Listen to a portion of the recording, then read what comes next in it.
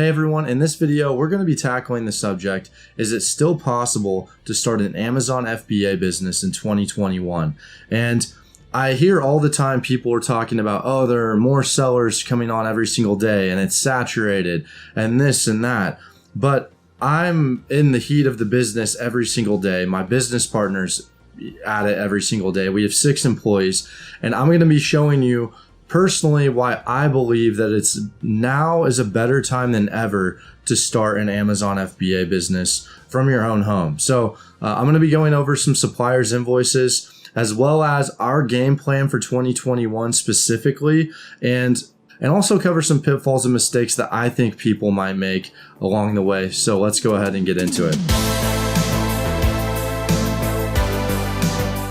Really quickly, if you have not gotten my free ebook on my website, chrismccaulley.com, you can download this for free. If you do want to purchase a physical copy, I like highlighting and things like that. You can. Online arbitrage for Amazon FBA, kind of give you a high level overview of what we do. Also, I have a book coming out in the next 30 to 60 days right here on how to start an Amazon FBA wholesale business from scratch. If you are interested in that and you want to be on the wait list and possibly be a beta group tester, sign up for that on my website as well.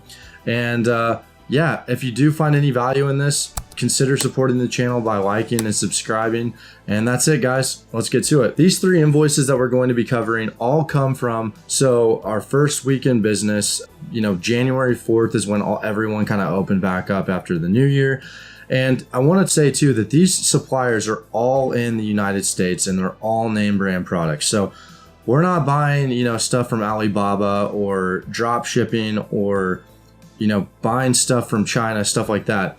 Nothing against that. And I know people who do. These are all name brand products from United States suppliers that we're purchasing in cash for up front. And this is about half of our orders that we placed our first week. So I think we placed about $120,000 in orders. And these 3 orders, I believe, tally up to around 70,000. So a little more than half. And the ROI on those orders are about 37% after fixed and variable costs. So let's go ahead and get into invoice number 1. So invoice number 1 is 968 units.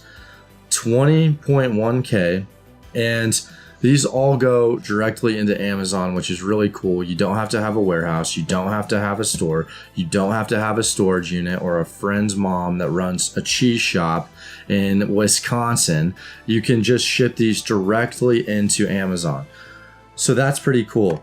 Yeah, so let's go ahead and get into invoice number 2. Now, the reason why I'm not showing you specific products or suppliers is because I don't want to divulge too much information. I am just showing you the totals so you can see that this is actually happening. This right here is a 30K order at about a 40% ROI. So fantastic order.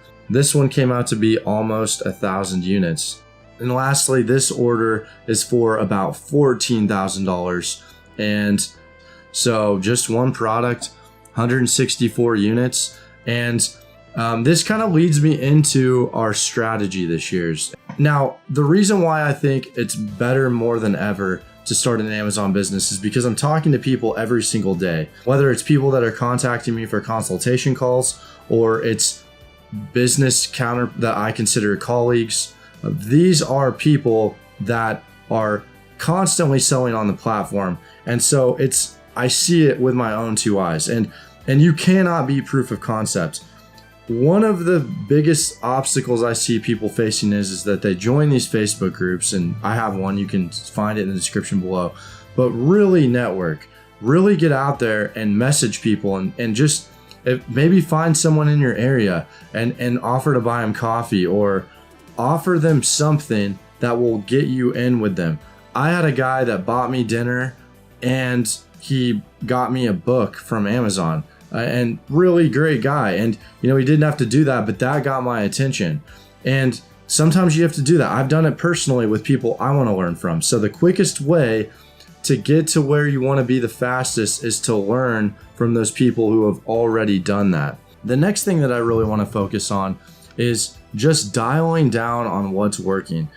I've been doing this for 4 years and I've been slowly doing that over the course of this time. But 2020, we saw some great things happen. We ended up doing almost a $400,000 a month. That was about $80,000 to $90,000 in profit. We have a really good idea. We have a very good system and a very good team of members now. I know how to manage VAs properly. I know how to motivate them. I know how to properly instruct them. And so these are things that I just want to continue doing. And in turn, I want to be able to, take that we did, that $2 million in revenue in really about 6 months. And if we can do that for 12 months and do a little bit more, maybe 20%, 25% more, that's a $5 million revenue year.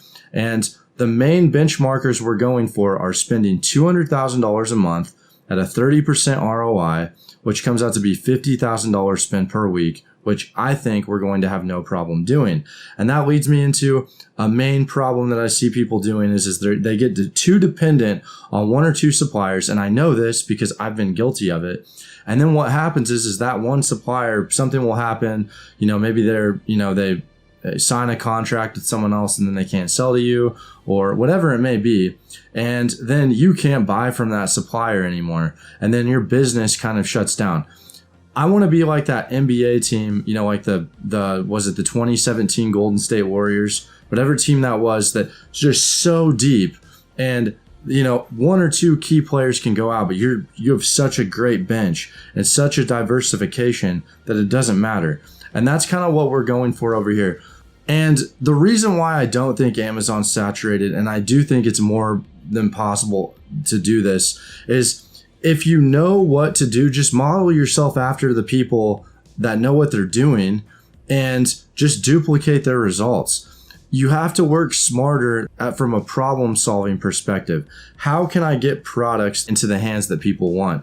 And as long as you do that, you're going to be fine. If you're just trying to do what everyone else is doing and you aren't trying to solve a problem, you're not going to be successful. And hopefully these results that I showed you, there are people doing way better results than this, guys. Like, I'm not special. I'm just a normal guy. If I can do it, you can do it. So hopefully you can see that these results are more than possible and that, now is the time to take action. So if you are interested in starting an Amazon FBA business, I have a slew of resources down below. Check them out.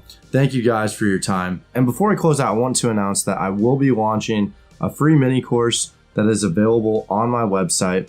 All you have to do is go to my website, go to the free mini course section, download it, and you can get about 3 videos, close to about an hour's worth of information that covers everything from what you need all the way to selling your first item. So that's available now. Check it out on my website. Thanks, guys. Have a good one.